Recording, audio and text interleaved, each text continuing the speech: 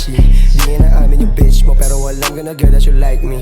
Gusto niya daw sa lalaking active sa IG na naka-white tee. Tapos pantalon niya lagi saggy, tapos sapatos niya lagi Nike. Coke din tsaka first time, malubid laman ang sistema ko. Ako na lagi yung hanap lagi ng mga enyo. Kung sino pa mga tumusok patalikod, sila ba natetano? Pag si Chris Evans scenes na yun naka-play, lagyan nyo sa tenga nyo. Habol ko lagi yung honey bands, habang habol niya sa'kin yung gummy bears. Sex tape namin ang bitch mo, siya nagpiplay. O sabi ko run it back, sa'kin lang daw siya tuto it back. Kapalit nun na design it back.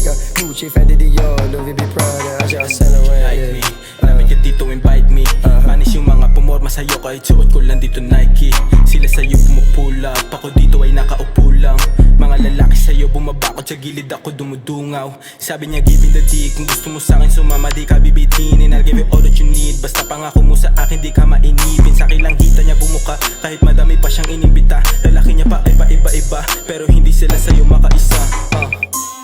Yo, Chris ever since, go to motherfucking goons. Vaughn in this motherfucking beat. Yeah, ay. Pagkatapos sarap sila ganyan yung boss bago sa'yo ako ay malasin. Yung kita niya nga light tapos picture kipay di natin hinigilan nung hinain. Sumagad sa loob siya nagpapaputok, di mo tayo mag-asa o magahin. Yung dala ko baka di din naginalaw pa nung iba gusto niya amatin. Tatapatan ko mga pumuporma sa'yo, hindi nga sila makalamang. Mga lalaki mo di pag-aano sanay sa gantong lakad na ilang. Hawak ko mali, dala ko gaki, kaya hindi nila ako matibag. Ngayon hindi na sila makapunto sa mga babae kung pinalagbag.